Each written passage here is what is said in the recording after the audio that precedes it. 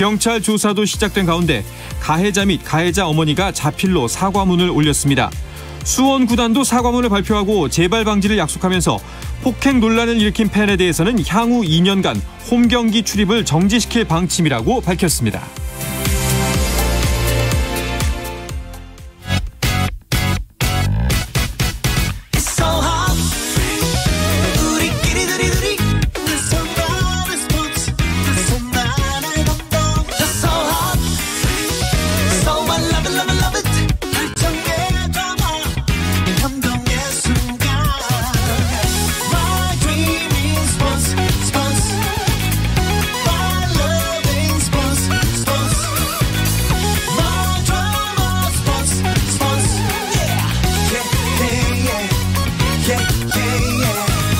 스포츠.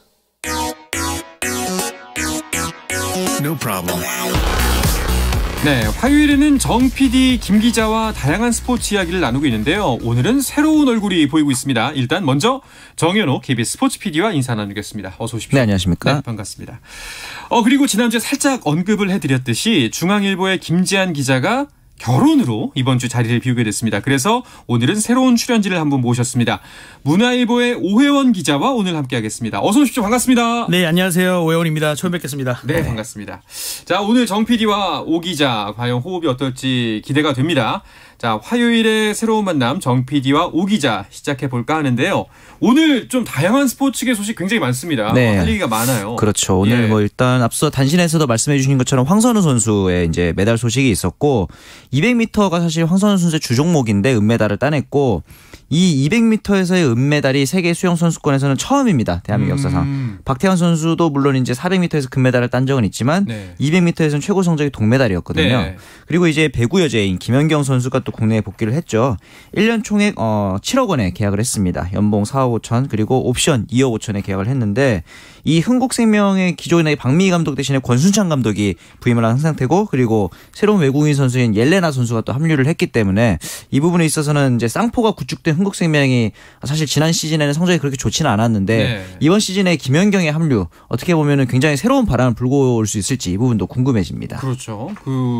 김연경 선수가 향후 거취를 꽤 안 밝혔어요. 맞아요. 뭐 다른 리그로 간다. 뭐 맞습니다. 여러 가지 이야기가 많았었는데 결국에는 흥국생명이 이제 수개월 동안 적극적으로 이제 러브콜을 보내면서 계약이 성사가 된 것 같습니다. 네, 김연경이 2시즌 만에 이제 V리그로 돌아오게 됐는데 이게 그동안 이제 언론에 밝혀진 바에 의하면 뭐 김연경 측과 흥국생명이 뭐 만남이 없었다. 그래서 뭐 양측이 약간 뭐 신경전이다, 뭐 줄다리기다 이런 일들이 있었는데 사실은 김연경 선수가 미국 전지훈련, 개인 훈련을 가기 전에 이미 흥국생명과는 어느 정도 물밑 접촉이 있었습니다.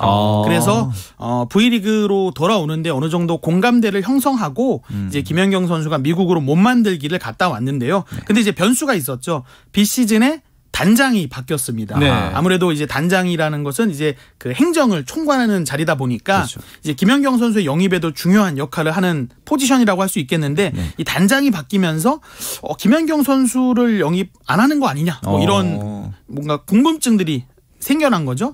하지만 뭐 김연경 선수는 친정팀 흥국생명의 핑크색 유니폼을 입고 돌아오기로 했습니다. 자, 확실히 이제 김연경 선수가 국내 리그로 복귀하면서 국내 배구도 다시 한번 흥행 돌풍을 일으키지 않을까 하는 기대가 커지고 있습니다. 자, 그리고 또 한 가지 기쁜 소식, 오늘 새벽에는 황선우 선수의 메달 소식이 있었죠. 네, 말씀해 주신 것처럼 오늘 새벽이었습니다. 헝가리 부다페스트에서 열린 국제수영연맹 세계선수권대회 남자 자유형 200m 결승에서 1분 44초 47 기록으로 은메달을 목에 걸었습니다. 한 살 어린 라이벌이죠. 루마니아의 다비드 포포비치가 1분 43초 21로 황선우를 제치고 금메달을 차지했는데요. 비록 금메달은 아닐지라도 앞서 정 PD께서 말씀해 주신 것처럼 이 은메달이 우리 선수로는 최초입니다. 그렇죠. 이 박태환이 롱코스 세계선수권대회에서 메달을 땄던 게 총 3번인데 2007년 호주 멜버른 대회에서 남자 자유형 4 400m 금메달, 네네. 그리고 같은 대회 자유형 200m에서 동메달 목에 걸었고요. 그리고 4년 뒤 중국 상하이 대회에서 다시 400m 금메달이었습니다. 네. 그러다 보니까 황선우 선수가 11년 만에 우리 경영 종목 메달, 특히 네. 자유형 200m에서는 15년 만에 메달을 가져온 겁니다. 네. 자, 200m 결승을 이제 못 보신 분들도 계실 겁니다. 그 황선우 선수가 어떻게 경기를 풀어나갔는지 정 PD가 좀 되짚어 주시죠. 아마 도쿄올림픽 보신 분들은 기억을 하실 텐데 황선우 선수가 초반에 페이스가 굉장히 좋았는데 막판 체력이 좀 딸리면서 네. 아쉬운 모습이 있었기 때문에 이번에는 후반에 스퍼트를 하겠다라고 이제 집중 이제 전략을 밝혔단 말이죠. 그런데 이 포포비치가 초반부터 워낙 페이스가 좋아서 저는 걱정했어요. 왜냐하면은 황선우 선수가 자칫 자신의 전략 대신에 포포비치를 따라가다가 지치지 않을까. 그런데 이제 다행히도 자기의 이제 전략 끝까지 이어갔기 때문에 포포비치가 워낙 페이스가 좋았음에도 불구하고 2위권을 이제 충분히 유지하면서 가서 안정적으로 2위를 따냈습니다. 네. 그 황선우 선수가 본격적으로 이제 세계 수영계에 자신의 이름을 알린 거는 아무래도 이제 지난해 개최된 도쿄올림픽이었다고 봐도 되겠죠? 네, 도쿄올림픽에서 정말 사고를 쳤죠. 그러면서 우리 국민들에게 이 황선우라는 이름 석자를 제대로 알렸지 않나 싶은데요. 네. 남자 자유형 100m 준결승에서 47초 56 아시아 신기록을 세우면서 1956년 일본 다니 아스시 이후 아시아 선수로는 무려 65년 만에 올림픽 남자 자유형 100m 결승에 올랐습니다. 네. 황선우 12월에는 아랍에미리트 아부다비에서 열린 쇼트코스 25m입니다. 세계선수권대회 자유형 200m에서 국제대회 메이저대회 첫 우승도 했고요. 그렇죠. 자신감을 굉장히 많이 끌어올린 상태에서 지난 4월부터는 세계적인 수영 지도자입니다. 호주의 이안 포프 코치를 만나서 경기력을 정말 많이 끌어올렸습니다. 네. 포프 코치가 황선우 선수를 두고 지금까지 내가 지도한 선수 중에 재능이 가장 뛰어나다. 이렇게 평가할 정도로 황선우 선수를 정말 높게 이 가능성이 큰 선수로 봤는데 네. 결국 이번 대회에서 한국뿐만 아니라 이 아시아 경영의 간판 자질을 보여줬다라고 할 수 있겠습니다. 네. 특히 예선 기록이 1분 45초 79였고요. 네. 준결승 기록이 1분 45초 46 그리고 결승 기록이 1분 44초 47 네. 점점 좋아졌어요. 그렇죠. 그러다 보니까 황선우 선수가 게임 메이킹을 하는 능력도 많이 좋아졌구나라는 점, 발전했구나라는 점을 확실하게 보여줬다고 할 수 있겠습니다. 네. 이번 기록이 일단은 은메달 기록이 한국 신기록은 깬 거고요. 그렇죠. 그렇죠. 그리고 이번에 그 아까 말씀하신 세계적인 수영 코치 이안 포프 코치를 만나서 본인의 수영 스타일도 많이 바뀌었다고 들었어요. 맞습니다. 특히 돌핀킥에 신경을 많이 썼는데 네. 사실 사람이 물 밖으로 나오는 순간 속도가 줄어들잖아요. 그래서 자명이라 그래서 물 안에서 가장 이제 많이 전진을 해야 이제 그 속도를 많이 내고 기록을 단축할 수 있는데 그러다 보니까 이 자명에 제한이 있습니다. 네. 계속 자명만 할 수가 없어요. 맞아요. 근데 이 자명하면서 가장 빠르게 전진하는 게 바로 돌핀킥, 킥을 많이 차는 건데 기존의 황선우 선수가 한 2, 3회 정도밖에 찰 수 없는 상태였는데 이 횟수를 코프 코치를 통해서 6회까지, 6회까지 늘리는 이 훈련을 좀 반복해서 하면서 초반 스퍼트 그리고 자명에서의 속도를 올린 것이 주요했던 것 같습니다. 그렇군요. 근데 물론 이제 너무 기쁜 소식인데 네. 이번에 1등이 너무 압도적이었다는 생각도 들어요. 포포비치가 1초 이상 차이가 난다고? 이 경영 200m 종목에서 이 정도 차이가 난다는 건 정말 이번에 어마어마한 기록을 세운 거잖아요. 네, 포포비치 선수가 2004년생입니다. 황선우 네. 선수보다 한 살이 어린데요. 하지만 이미 유럽 태생의 수영 신동이 등장했다고 해서 수영계가 아주 시끌시끌한 상태입니다. 네. 지난 도쿄올림픽에서는 남자 자유형 200m에서 0.02초 차이로 이 메달을 놓쳤지만 남다른 가능성을 보여줬었죠. 네. 이번 대회에서도 예선 기록이 1분 45초 18, 또 준결승에서 1분 44초 40으로 황선우 선수가 갖고 있던 세계 주니어 기록을 갈아치웠습니다. 네. 준결승에서 포포비치 황선우 선수의 기록 차이가 1초 06이나 됐으니까요. 네. 정말 이 포포비치 정말 괴력을 보여줬다라고 할 수 있겠습니다. 황선우 선수에게는 이 포포비치 선수의 존재가 자기의 기량을 끌어올리기 위한 아주 좋은 경쟁자라고 그렇죠. 할 수 있겠습니다. 정말 말씀처럼 이 두 선수가 계속해서 사실 성장형 선수이기 때문에 2년 후에 파리올림픽에서는 이 두 선수의 대결이 어떻게 펼쳐질지 벌써부터 기대가 돼요. 그렇죠. 도쿄올림픽 때 이제 자유형 200m에서 포포비치가 4위, 황선우가 7위였는데 100m 결선에서는 또 황선우가 5위, 포포비치가 7위였단 말이죠. 일단 이번 1라운드 맞대결에서는 포포비치가 이겼다고 봐야겠죠. 왜냐면은 전체 기록도 있지만 첫 100m 구간 그리고 이제 마지막 50m 구간의 스퍼트에서도 포포비치의 페이스가 좋았고 이 부분에 있어서 이제 주니어 신기록도 서로 갈아치우는 그런 모습들이 있었기 때문에 앞으로 이제 말씀하신 것처럼 서로 선의의 라이벌 관계가 있다면 포포비치와 황선우의 그런 세계적인 선수로 발돋움하는 모습을 볼 수 있을 것 같습니다. 네, 오영 기자, 그 황선우 선수는 이번에 100m 경기에도 나섰었죠? 네, 오늘 낮에 100m 예선이 열렸는데요. 네. 아쉽게 정말 간발의 차이로 네. 준결승 진출 실패했습니다. 예선 기록이 48초 61이었는데 전체 출전 선수 99명 중에 공동 17위였습니다. 네. 준결승에는 16위까지 진출하거든요. 그렇죠. 그렇기 때문에 한 명을 못 제쳐서 정말 아쉬운 준결승 진출이 좌절됐다라고 할 수 있겠습니다. 네. 오전에 열렸던 자유형 200m를 마치고 좀 체력적인 좀 문제가 결국 100m에서 나오지 않았나, 이 회복이 좀 덜 되지 않았나 싶은데요. 포포비치는 그럼에도 불구하고 47초 70 전체 1위 기록으로 준결승 진출했습니다. 황선우가 가진 이 종목 한국 그리고 아시아 기록이 지난해 도쿄올림픽 준결승에서 보여줬던 47초 56이거든요. 네. 그렇기 때문에 100m에서는 정말 황선우 선수 아쉬운 탈락이다라고 네. 볼 수 있겠습니다. 아, 근데 이제 황선우 선수한테 포포비치 문제가 진짜 큰 자극이 되겠네요. 물론이 가능하죠. 왜냐하면 예. 라이벌이 있다는 거, 특히 수영이라는 거는 옆에서 내 라이벌이 뛰는 걸 보면서 맞아요. 달리는 스포츠잖아요. 예. 분명히 큰 자극이 될 겁니다.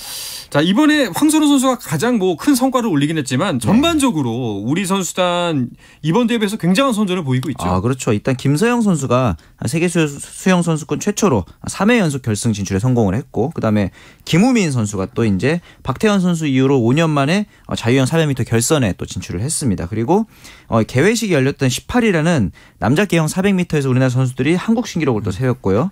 참고로 이 세계 수영 선수권에서 경영 부분이 있고 이제 다이빙 종목도 있지 않습니까? 네. 경영에서는 박태환 그리고 황선우가 메달리스트이지만 김수지 선수가 또 이제 광주 세계 수영 선수권에서 맞습니다. 스프링보드에서 동메달을 땄던 기억이 또 있습니다. 네, 사실 뭐 메달이 다는 아닙니다만 또 이제 그 가장 많은 메달이 걸려 있는 종목 중에 하나가 수영이거든요. 맞습니다. 육상과 함께. 네. 이제 또 다음번 올림픽에서 또 어떤 경기가 보여질지 굉장히 그렇죠. 벌써부터 기대가 됩니다. 네.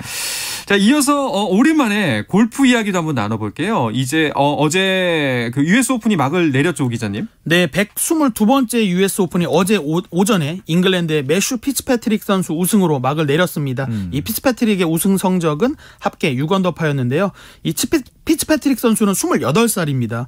유럽 무대에서 벌써 7번이나 우승을 했던 아주 실력 있는 선수인데 네. 유독 미국 무대에서만큼은 우승이 없었어요. 네. 그래서 미국 무대에 적응이 좀 늦는 거 아니냐 이런 우려가 있었는데 자신의 미국 무대 첫 우승을 메이저 대회인 이 난이도 높은 US 오픈에서 장식했습니다.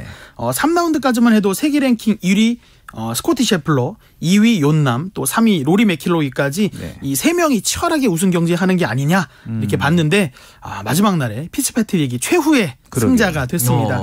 피츠패트릭은 이 우승으로 세계 랭킹 18위에서 10위까지 순위를 끌어올렸습니다. 네.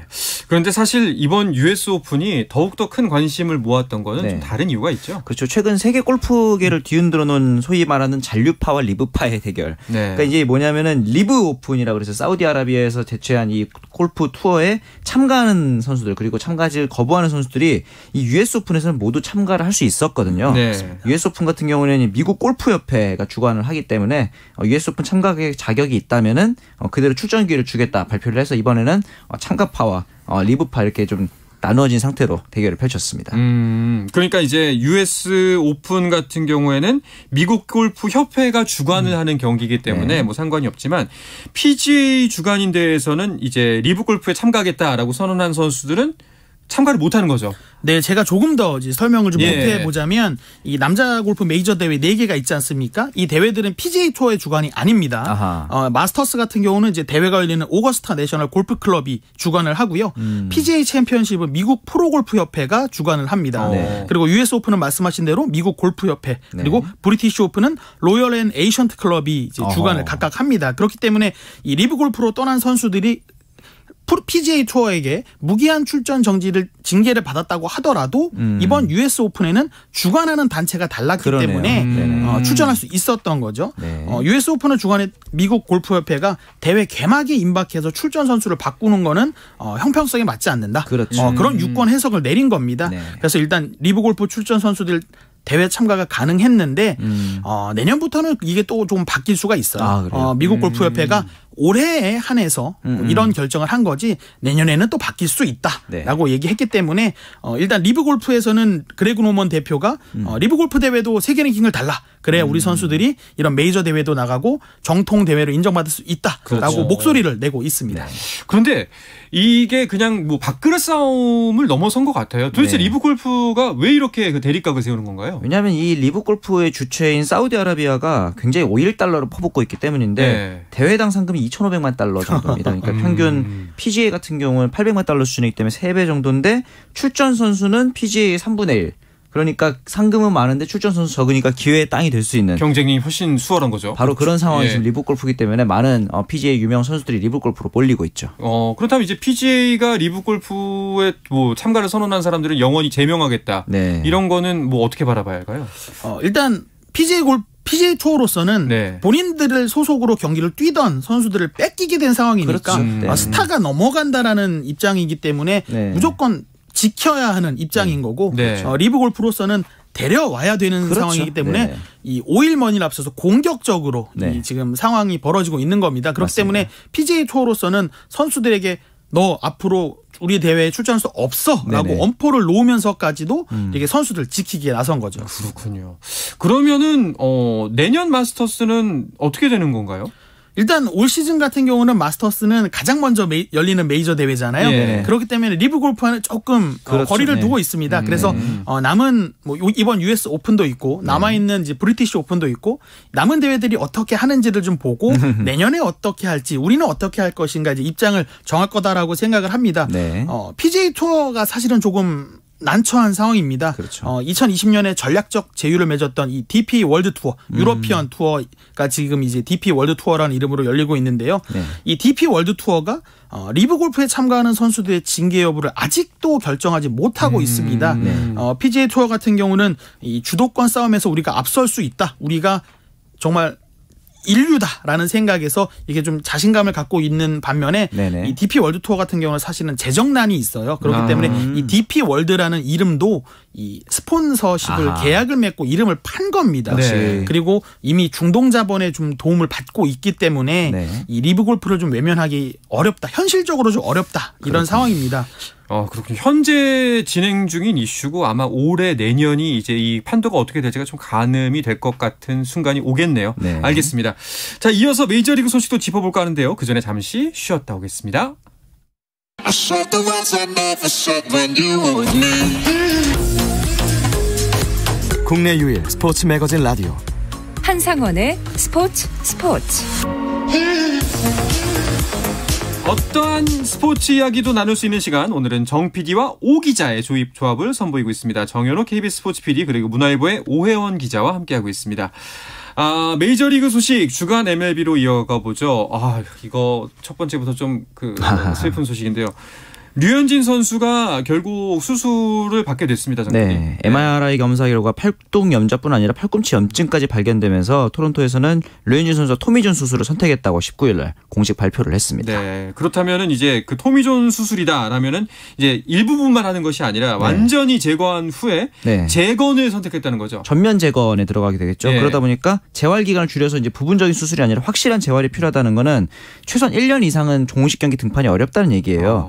그리고 이제 수술 이후에 재활이 만약에 길어지면 토론토와의 계약까지 종료될 수도 있는 그렇죠. 그런 상황이 됩니다. 그 최소 1년이라는 거는 빨라야 내년 이맘때라는 이야기잖아요. 그렇죠. 이게 일단 현재까지 알려진 게 그렇죠. 최소 12개월인 거고 네네. 최대 18개월인 거죠.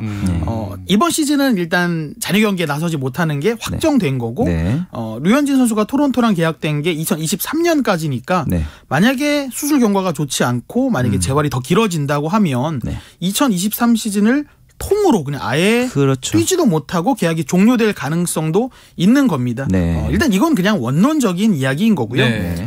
수술하고 나서 이제 회복 상황을 좀 지켜봐야 되는데 네. 류현진 선수 수술이 이번이 4번째입니다. 아하. 동산고 2학년이다 2004년에 왼쪽 팔꿈치인데 접합 수술을 받고 1년을 재활을 했습니다. 맞습니다. 그리고 그 후에는 2015년과 2016년에 네. 왼쪽 어깨 그리고 또 왼쪽 팔꿈치 수술을 받았습니다. 이때는 비교적 좀 상대적으로는 좀 가벼운 수술이었고요. 네. 문제는 이번에 4번째 수술을 받는 류현진 선수가 나이가 이제는 그렇죠. 30대 중반이라는 그렇죠. 거죠. 네. 앞선 3번의 수술을 받았을 때는 처음에는 10대 그리고 세 번째는 20대 어느 정도 회복력이 좀 텐데. 빠를 수밖에 없는 나이였는데 30대. 네, 이제 6년 만에 다시 수술대에 올랐는데 30대 중반이 된 류현진 어떻게 보면 이제 고스란히 본인의 그 재활 또 회복하려는 노력에 네네. 이 복귀 시점이 좀 달렸다라고 볼 수 그렇습니다. 있겠습니다. 네. 개인적으로 좀 류현진 선수가 건강하게 다시 메이저리그 마운드에 올랐으면 좋겠습니다. 그렇죠. 이 아무래도 그 이번 부상 같은 경우에는 아까 말씀하셨던 것처럼 나이 네. 류현진 선수의 나이 그리고 이제 그 복귀하는 시점 자체가 계약 종료 시점과 약간 맞물릴 수 있다. 맞습니다. 라는 게 좀 그렇네요. 그렇다 보니까 이제 토론토 현지 매체에서는 이게 실패 아니냐라고 볼 수도 있는데 아직까지는 그래도 좀 긍정적입니다. 왜냐하면 류현진 선수가 클럽하우스의 리더 역할을 해줄 것이다라고 이제 담당 기자들의 이제 전망도 있기 때문에 남은 기간 동안 토론토의 젊은 선수들에 있어서 멘토 역할을 해줄 수 있다 이런 전망도 있긴 합니다. 이렇게 되면서 이제 이번 시즌에 MLB에 있는 한국인 메이저리거는 타자만 있게 됐네요. 네, 템파베이의 최지만 선수 그리고 샌디에이고의 김하성 선수가 좋은 활약을 하고 있고 네. 이제 류현진 선수의 공백은 피츠버그의 박효준 선수가 좀 채워줘야 되지 그렇죠. 않을까라고 네. 좀 야구 팬분들이 기대를 좀 하실 것 같은데요. 네.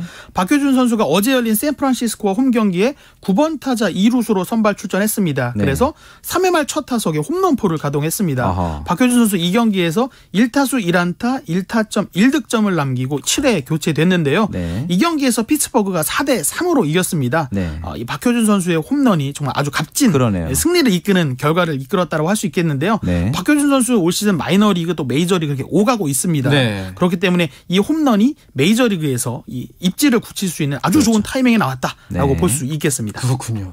자, 우리나라 선수들 좀 그 류현진 선수의 목까지도 다 해서 좀 네. 좋은 활약 펼쳐졌으면 좋겠는데 오늘 경기는 어땠나요? 김하성 선수도 2타점 적시타를 쳤고요. 네. 박효준 선수도 희생플라이 2개를 치면서 팀 대승을 이끌었기 때문에 오늘처럼만 타격감을 이어준다면 코리안 메이저리그 전망도 밝다고 볼 수 있습니다. 우리가 이제 김하성 선수의 주전 경쟁에 대해서 좀 걱정을 많이 했었는데 네. 지금 계속해서 좋은 활약을 펼치고 소속 팀도 잘 나가고 있어요. 네. 네, 샌디에이고가 지난 17일입니다. 시카고 컵스 원정에서 승리하면서 내셔널리그 서부지구 1위에 올랐습니다. 샌디에이고가 서부지구 단독 선두에 오른 게 2010년 9월 26일. 어우. 네. 그러니까 11년 하고도 9개월 만이에요. 네. 오늘까지 성적을 보자면 다저스는 40승 25패, 네네. 또 샌디에이고는 42승 27패를 기록 중입니다. 네. 이 두 팀 정말 한 치 앞을 내다볼 수 없는 네. 치열한 1위 경쟁을 하고 있는데요. 네. 샌디에이고가 현재 다저스와 대등한 싸움을 할 수 있는 비결로는 안정적인 선발 로테이션 네. 그리고 매니 마차도의 활약을 포함해서 상하이 타선의 이 짜임새도 좋아서 다저스를 위협하고 있다 그렇습니다. 볼 수 있겠습니다. 물론 네. 이 페르난도 타티스 주니어의 공백을 대신하고 있는 김하성의 활약도 빼놓을 수 없겠죠. 네. 그렇죠. 그 MLB.com이 발표하는 파워 랭킹을 보면은 네. 이제 전체 판도를 읽을 수 있다라고 네. 했는데 샌디에고가 파워 랭킹 3위까지 올라왔었더라고요. 네, 4위에서 한 계단 올라왔죠. 네. 그러면서 이제 말씀하신 대로 선두까지 올라갔는데 그런데 이 마차도 선수가 앞서 말씀하신 대로 부상을 당했어요. 네. 왼쪽 발목이 꺾이는 부상을 당해서 얼마나 결장을 할지 이게 좀 변수긴 합니다. 네. 이 부상 소식은 사실 좀 타격감이 좀 큰데요. 왜냐하면 마차도가 지금 타율 3할이 풍구리에 홈런 12개거든요. 네. 페르난도 타티스 주니어가 빠진 타선을 유일하게 이끌고 있는 선수였기 때문에 이 부분이 좀 샌디에고 입장에서는 걱정될 겁니다. 알겠습니다. 그 혹시 오 기자님이 주목한 MLB 소식은 어떤 거가 있었나요? 네, 제가 아까 앞서 다저스 이야기를 살짝 했는데 네. 다저스에 또 악재가 또 하나 생겼습니다. 아, 외야수 무키 베츠가 갈비뼈 부상으로 부상자 명단에 오른 건데요. 그렇죠. 물론 다저스는 선수층이 두터운 게 강점인 팀인데 네. 이 무키 베츠 선수가 올 시즌 활약이 너무 좋습니다. 그렇죠. 그렇기 때문에 이 공백을 어떻게 메울 것인지 이 다저스와 샌디에고의 선두 경쟁 또 볼만한 더 맞습니다. 볼만해졌습니다. 네. 네. 자, 샌디에고가 좀 더 활약을 해서 우리 김하성 선수가 거기서 좀 큰 역할을 해가지고 맞습니다. 아예 진짜 확실한 붙박이 네, 네, 자리를 네. 꿰찼으면 좋겠다 하는 생각이 듭니다. 네. 자, 이제 슬슬 시간이 정 PD와 오 기자 마칠 시간인데요. 일단은 오 기자님께 여쭤볼게요. 오늘 스포츠 처음으로 함께 하셨는데 어떠셨나요? 제가 두 분과는 처음 호흡을 맞췄는데 네. 마치 이 자리가 제 자리가 아닌가. 야심이 느껴집니다. 네, 싶을 정도로 지금 신혼여행 가 있는 네. 후배인 김지한 기자에게는 네. 미안한 얘기지만 아하. 저는 오늘 너무 좋았습니다. 정 PD는 어땠어요? 저도 옆에서 워낙 다양한 정보들을 알려주셔가지고 네. 시간 가는 줄 몰랐네요. 시간이 얼마 안 저는 남았는데 너무 개인적인 아쉽습니다. 욕심은 김지한 기자가 지금 신혼여행 중일 텐데 이 방송 꼭 들었으면 좋겠습니다. 긴장하게. 예. 신혼 기분이 확 떨어질걸요? 예. 저 선배가 이제 내 자리 가져가는구나 하겠는데, 오 기자님 앞편에, 앞으로도 스포츠에서 스포츠에서 자주 뵐 수 있었으면 좋겠습니다. 네, 기회가 생긴다면 언제든지 불러주십시오. 네. 알겠습니다. 자, 이렇게 정 PD와 오 기자는 마치도록 하겠습니다. 정현호 KBS 스포츠 PD, 문화일보 오혜원 기자와 함께했습니다. 두 분 고맙습니다. 감사합니다. 감사합니다. 자, 저는 내일도 저녁 8시 30분에 돌아오겠습니다. 아나운서 한상원이었습니다. 스포츠!